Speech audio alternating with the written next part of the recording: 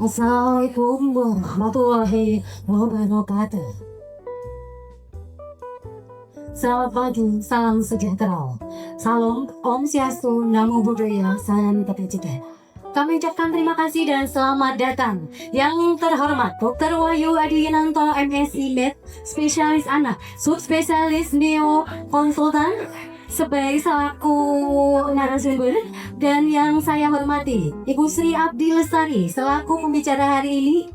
Dan sekali lagi kami ucapkan selamat datang kepada seluruh hadirin dalam acara Talkshow Neonatologi Perawatan Bayi Bayi Lahir ASI Paming Cegah Stunting bersama RSUD Dr. Sudirman. Aplaus dulu. Terima kasih. Puji syukur atas kehadiran Allah yang Maha Kuasa, Tuhan yang Maha Esa, yang telah melimpahkan rahmat dan hidayahnya sehingga kita bisa berkumpul pada hari ini, pada hari Kamis, pada tanggal 28 Agustus 2025 dalam keadaan sehat walafiat. Dan hadirin, inilah Talkshow Neonatologi dengan ASI Paming Cegah Stunting. Perkenalkan saya, Abrivia, yang akan memandu acara pada hari ini sampai selesai. Sebelum memulai acara pada hari ini, kami akan membacakan susunan acara sebagai berikut. Susunan acara yang pertama adalah pembukaan. Untuk marilah kita buka acara pada hari ini dengan bacaan basmalah bersama-sama. Bismillahirrahmanirrahim. Sebelumnya untuk penyampaian materi nanti kami menyediakan berbagai souvenir ya Bapak Ibu untuk saudara para hadirin semuanya. Nanti ada souvenir 2 yang saya siapkan. Waktunya sampai jam 10 ya Mas G. Nanti saya akan bagi tadi untuk souvenir yang hadir tepat awal ya. Siapa tadi ya dong ya yang dilihat ya, sebentar ya dong ya. Untuk memulai karena memberikan semangat ini. Selamat pagi Mbak, siapa tadi yang hadir? Mbak siapa tadi? Lupa ya saya. Yayu. Mbak Yayu hadir jam berapa tadi? Jam 9:15 menit. Masya Allah, ini kalah ini sini sampai ke sini. Dengan Mbak siapa tadi juga? Dina. Oke Mbak Dina. Saya kasih hadiah langsung ya. Ini sebagai Agus. Oke, ditanya. Monggo kalau sedih membantu. Haturun, tuh Mas.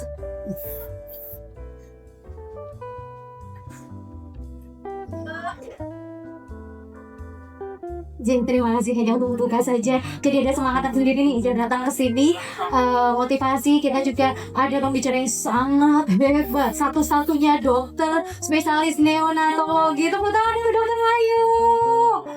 Masya Allah, maturnuwun sudah mau menyempatkan waktu. Langsung saja untuk penyampaian materi dari narasumber. Hadirin yang berbahagia, tibalah kita pada saat acara yang sangat dinantikan, yaitu sesi penyampaian materi oleh Dr. Wahyu Adinanto, MSc Med, spesialis anak, subspesialis neo konsultan, yang akan dimoderatori oleh Dr. Erlin Masawi. Oke, dari Dr. Erlin silakan untuk mengambil alih. Monggo. Assalamualaikum warahmatullahi wabarakatuh. Izin sambil duduk boleh? Kalau berpantun boleh? Oke. Jalan-jalan ke pasar membawa damen. Jangan lupa membawa peren. Ayo dong kesini men, datang dan kunjungi Minister RSUD Dr. Sudirman Kebumen.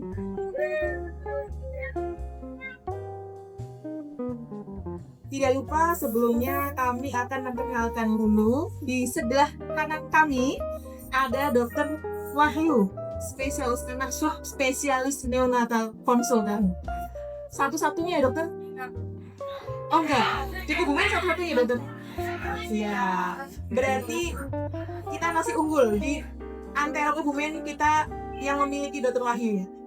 Kemudian di sebelah kanannya Dr. Wahyu ada Ibu Tari. Nama bekennya itu adalah konselor ASI RSUD Dr. Sudirman Kebumen sekaligus sebagai orang tua yang berpengalaman tentang ASI. Karena apa? ASI penting cegah stunting.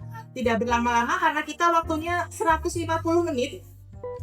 Ya, 150 menit yang hilang nolnya di belakang. Nanti kita ajukan dulu ya ke Bu Tari.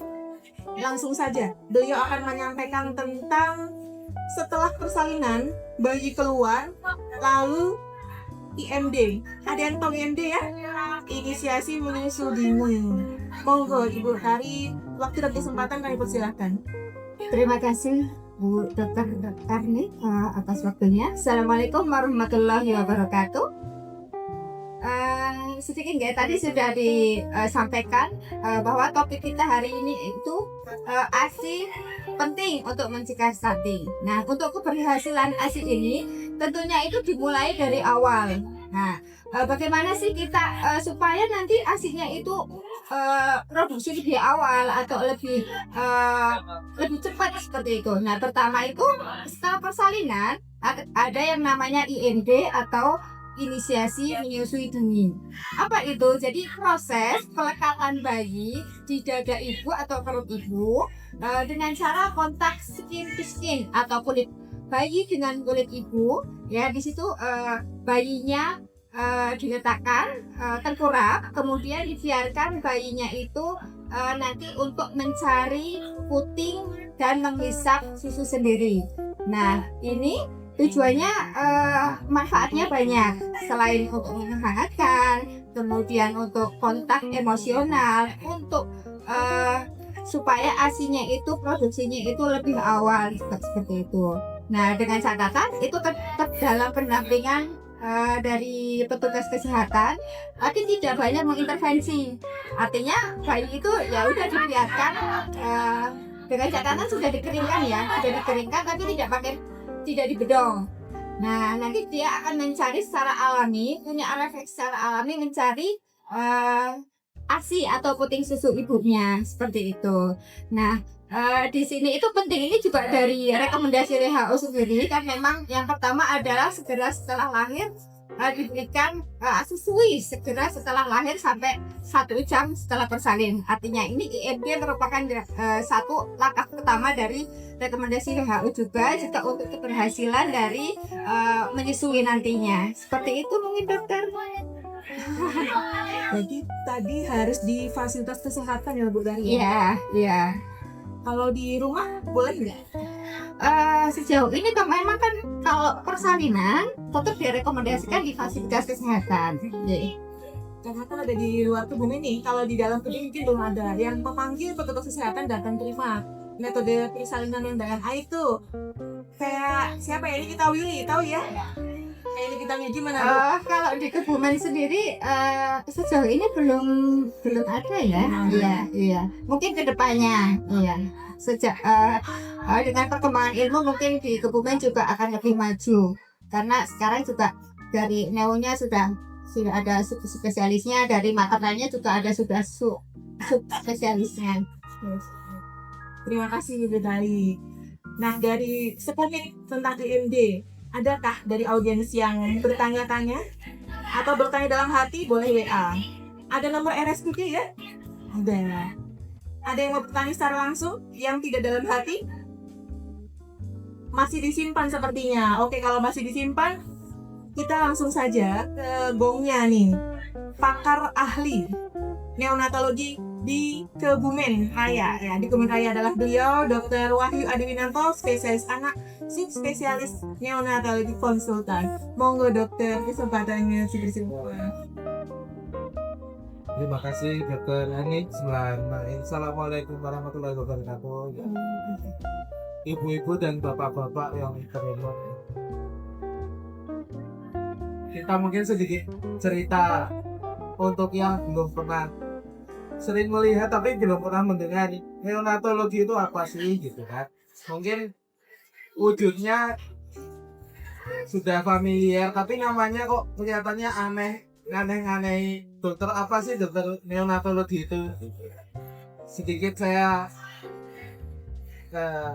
remind ceritakan bahwa neonatologi itu adalah suatu cabang ilmu dari peminatan dari pediatrik. Jadi pediatrik spesialis anak, kemudian ada peminatan khusus spesialis ke konsentrasi ke bayi, yaitu umur 0 sampai 28 hari. Neonatus diambil dari kata neonatus. Neonatus itu adalah bayi. Kategori bayi itu apa? 0 sampai 28 hari.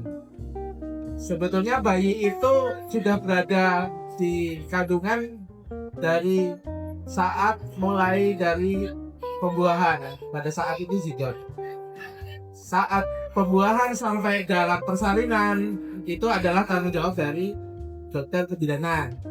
Nah, setelah lahir sampai 28 hari itu adalah tanggung jawab dari dokter anak, atau kalau sekarang sudah ada subspesialisnya itu adalah subspesialis neonatologi. Jadi seperti itu sekilas infonya.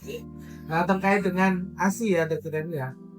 ASI itu adalah kebutuhan dasar, sangat mendasarnya bayi. Bayi tidak butuh harta tahta, apalagi wanita. Wanita itu cuma satu-satunya itu adalah ibunya yang dibutuhkan bayi. Karena apa? Karena kebutuhannya dia adalah untuk mendapatkan nutrisi yang cukup, yang optimal untuk pertumbuhan dan perkembangan otaknya. Nah, terkait dengan pemberian ASI, kenapa kok diberikan inisiasi menyusui ini? Karena itu akan merangsang produksi dari ibu ASI-nya untuk laktasinya, dan merangsang pula menstimulasi kondisi bayi agar dia memiliki intuisi untuk berusaha mendapatkan ASI secepat mungkin. Namun harus ada beberapa hal yang diperhatikan sih. Kalau untuk IMD kita harus memenuhi beberapa syarat juga. Nggak semua lahir kita lakukan IMD. Jadi kita kalau punya ada persalinan, terutama kalau persalinan memang sekarang harus di fasilitas kesehatan. Entah itu klinik, entah itu puskesmas, entah itu rumah sakit. Kemudian bayi itu harus lahir dengan kondisi fisiologis. Apa itu fisiologis? Adalah bayi dengan kondisi lahir yang normal. Normal itu kondisi bayinya. Kalau seksio operasi bagaimana? Operasi itu bisa bayinya normal, bisa juga ibunya normal. Dalam arti itu hanya proses persalinannya. Tapi pada saat tidak ditemukan dua-duanya normal, misalnya bayinya tidak normal, itu tidak bisa dilakukan IMD. Nah, tidak normalnya apa? Adalah bayinya harus cukup bulan dulu. Jadi bukan bayi prematur ya ibu-ibu ya. Jadi bayi cukup bulan, kemudian bayinya langsung menangis, napasnya tidak ada penyulit. Kemudian bayi itu tidak ada gangguan napas atau asfiksia, itu sepintasnya seperti itu. Kemudian tidak ada kelainan kognitif, kelainan bawaan yang berat yang mengganggu sistem, itu menjadi syarat. Nah, ibunya normal. Bagaimana kondisi ibunya pada saat persalinan? Adalah kondisi baik, stabil, tidak ada penyulit perdarahan, tidak ada gagal napas. Nah, kalau udah kondisinya baik, maka segera dilakukan inisiasi menyusui dininya. Karena kebutuhan bayi tadi saya sampaikan adalah kebutuhan primer adalah ASI. Pada saat lahir sebetulnya ada yang lebih primer sih, adalah napas dulu. Napasnya harus dipastikan dulu. Makanya kalau bayi itu lahir langsung nangis, gerakannya aktif, kemudian nggak keple, nggak lemes, nggak biru, suhunya cukup, beratnya cukup, kira-kira oke, kebutuhan primer utama napas, respirasinya udah terpenuhi. Habis itu dia boleh belajar menyusui. Nah, setelah menyusu itu hanya awal dari cerita panjang IMD itu, inisiasi menyusui. Habis itu kita lanjutkan sampai nanti bayi itu boleh mendapatkan ASI 2 tahun atau lebih. Lebihnya jangan banyak-banyak.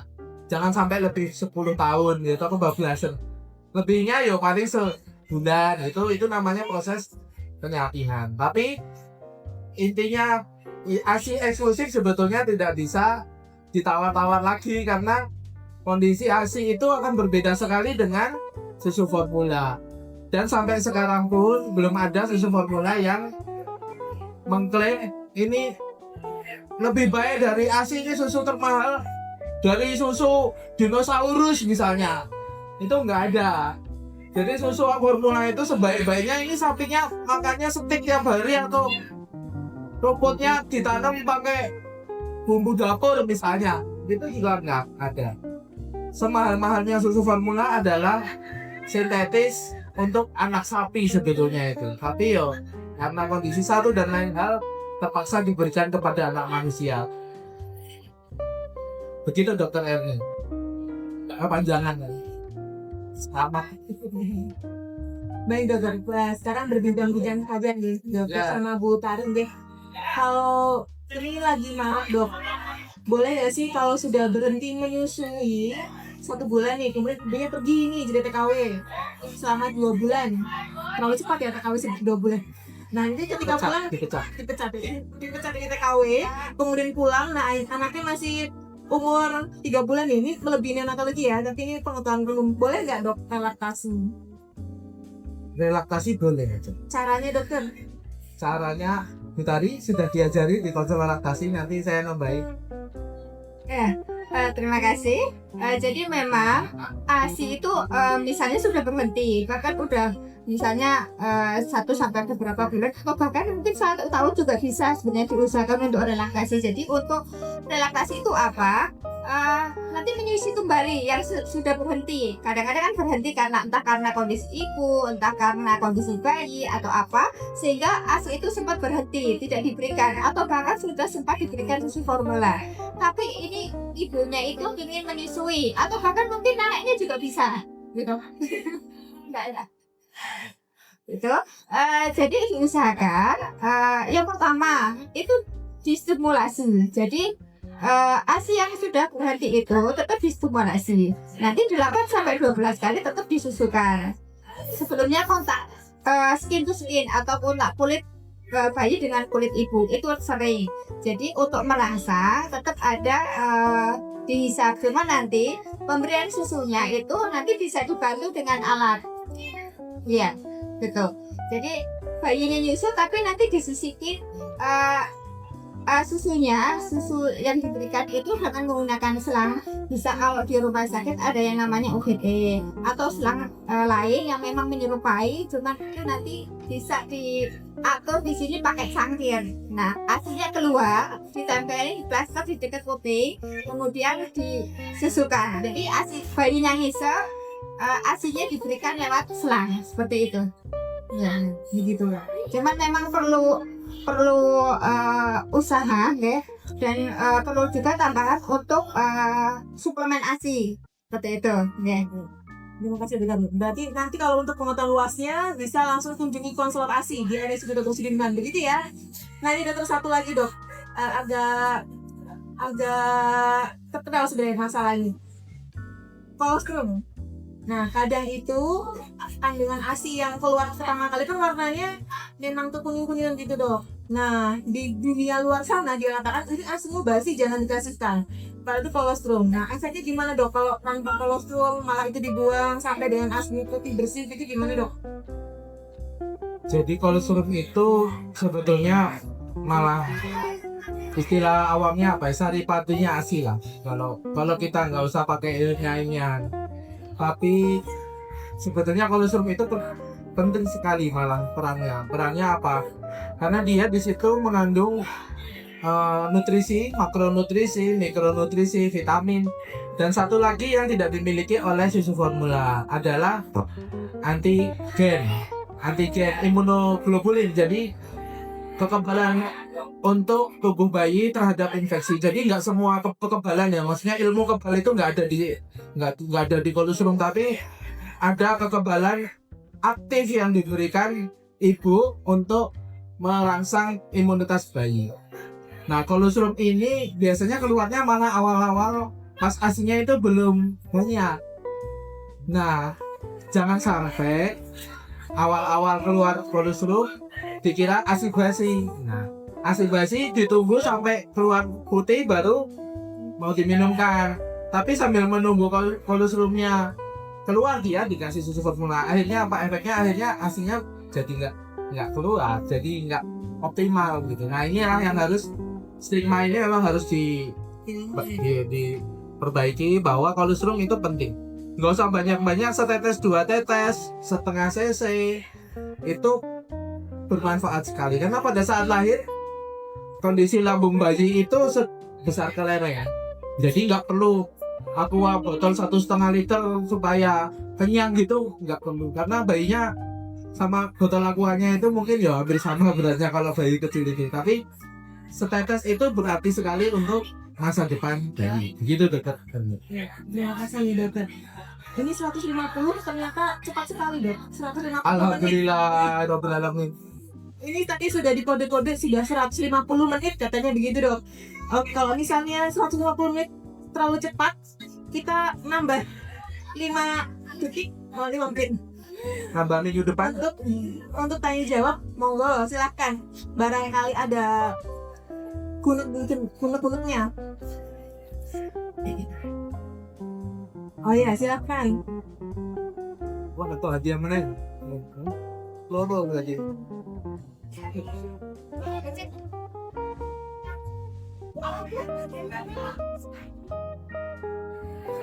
Ya, terima kasih. Coba saya jawab, Mbak Sari. Belum dokter belum. Oh, belum? Belum ya.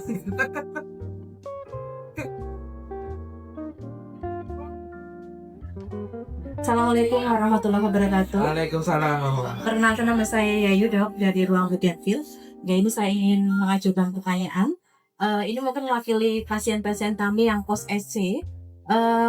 Ada beberapa kasus di ruangan kami itu post SC hari keempat sama sekali belum ASI dok. Padahal sudah kami lakukan pijat oksitosin, sudah kami motivasi untuk menyusui setiap jam menyusui di bayinya kan di ruang garis tinggi. Kemudian sudah kami motivasi untuk istirahat cukup, makan yang bergizi nih, tapi tetap tidak keluar dok. Nah ini yang saya ingin tanyakan, untuk kondisi-kondisi khusus seperti itu, apakah bayi-bayi di ruang garis tetap harus mendapatkan ASI sampai ditunggu sampai keluar, atau boleh diberikan susu formula? Karena sudah 4 hari lebih dok. Jadi kedua untuk Bu Tari, menurut konselor ASI itu yang harus kami lakukan apalagi ya sebagai bidan, karena sudah kami lakukan berbagai cara seperti breast care, oksitosin, motivasi, kemudian anjuran untuk istirahat cukup atau dan yang lain, atau apakah ada teknik khusus yang terbaru untuk mempercepat kembang ASI? Terima kasih. Wassalamualaikum warahmatullahi wabarakatuh. Waalaikumsalam. Ini udah langsung dijawab saja dok. Ini sebetulnya pertanyaan pertama dan kedua ini adalah pertanyaannya Bu Tari ini. Ini mungkin penyusun apa ya dok? Iya. Penyusun. Silakan. Biasanya memang kalau nggak keluar, kalau hari keempat udah kebingungan berarti udah terlambat sebetulnya. Karena idealnya itu konselor laktasi udah turun dalam memotivasi. Bahkan sebelum lahir pun sebetulnya motivasi menyusui itu sudah perlu disampaikan. Jadi namanya antenatal education ya. Jadi kayak kita memberikan informasi sebelum bayi lahir. Bu, nanti bayinya mau lahir, entah itu SC, entah itu spontan, proses menyusuinya jangan sampai terganggu ya. Karena apa? Karena proses laktasi itu sebetulnya sudah diawali sebelum bayi itu lahir. Laktasi primer kan pada saat ibu hamil, mungkin trimester kedua, ketiga sudah mulai. Tanda fisik ibunya adalah biasanya payudaranya mulai lebih kencang gitu ya, bapak-bapak nggih. Ya.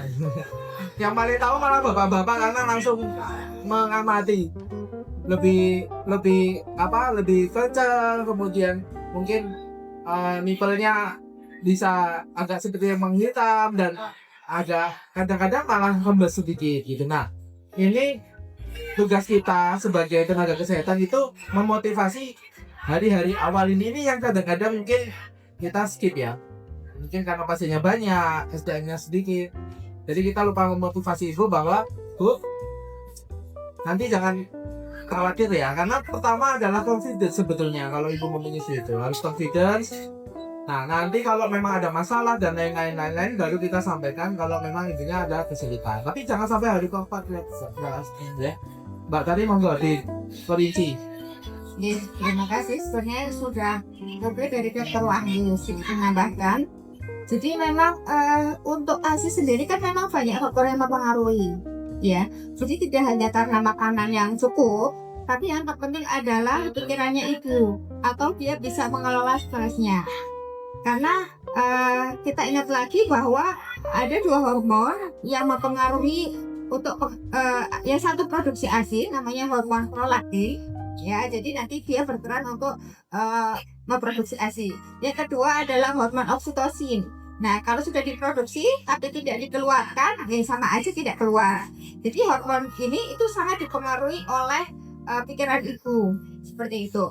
Kalau ibunya, yang pertama dia stres, dia tidak siap menyusui atau dia tidak percaya diri untuk bahwa dia bisa menyusui atau kondisi medis yang lain yang memang harus di telah lebih lanjut seperti itu. Nah ini stres ini kalau apapun kalau udah stres itu benar-benar bisa menghambat seperti itu. Ya memang idealnya itu ada bayi lahir walaupun sesar itu setelah 6 jam itu sudah mulai diperah. Jadi kolostrum itu diambil dari awal-awal itu sudah mulai diperah dan kalaupun belum keluar 2 jam kemudian itu terus diperah seperti itu. Kalau memang stimulasinya dari awal belum memadai ya memang terjadi keterlambatan untuk pengeluaran ataupun produksi ASI seperti itu. Jadi memang kalau di konseling kita pasti bertanya kondisi ibu, perasaan ibu seperti apa? Karena kita harus tahu perasaan ibu sendiri, kondisi ibu sendiri. Kalau kita memaksa, ayo ibu, tapi kita tidak tahu bagaimana kondisi ibu, ya kita berarti mengabaikan salah satu yang terpenting. Jadi pikiran ibu kan pengaruh sekali karena hormon itu dipengaruhi oleh yang di otak seperti itu. Kalau udah pikirannya kacau, nggak pede, terus dia stres, ya itu benar-benar bisa menghambat walaupun dikasih makan yang bergizi seperti itu, tapi tetap dari pikiran atau dari stres ibu itu sangat berpengaruh. Jadi memang kalau di rumah sakit ada konselor, di ruang pemerintah juga seperti ada, itu perlu pendekatan. Kalau konseling kan memang ada waktu khusus yang memang harus mengetahui permasalahan ibu. Jadi biasanya ibunya curhat dan di situ pasti nangis seperti itu. Ya, panjang kali lebar sebenarnya emang ngobrol ASI ini baru 10 menit saja. Sebenarnya butuh waktunya bertahun-tahun ya dok ya sama Bu Tari ya. Bertahun-tahun waktu, tapi ini hanya dikasih waktu 150 menit. Jadi nanti kita bicara di belakang layar, tepatnya di RSUD Dr. Sudirman ya. Sudahlah perawat atau konselor ASI-nya Rama, baik hati, dan dokter neonatologinya. Ini beliau seperti bayi-bayi baru lahir ya. Menyenangkan bukan? Menyenangkan ya. Dari kami dan dari Dr. Wahyu, dari Bu Tari, cukup sekian dulu. Kalau ada salah-salah kata kami mohon maaf yang setulus-tulusnya. Wabillahi taufiq wal hidayah. Wassalamualaikum warahmatullahi wabarakatuh. Waalaikumsalam. Waktu kami kembalikan ke atas. Terima kasih sekali beri tepuk tangan pada pemateri hari ini. Jadi sangat hadir bersama yang dari dengan penyampaian yang luar biasa. Kami sampaikan terima kasih kepada Dr. Wahyu selaku pembicara pada hari ini, Mbak Tari, serta Ibu moderator yang sangat cantik. Oke, demikian serangkaian acara Talk Show Neonatologi Perawatan Bayi Baru Lahir. Semoga ilmu yang didapat bermanfaat bagi kita semua. Sebelum kami tutup acara pada hari ini, berkenan terlebih dahulu untuk berfoto bersama, monggo. Dan dengan berdiri dulu,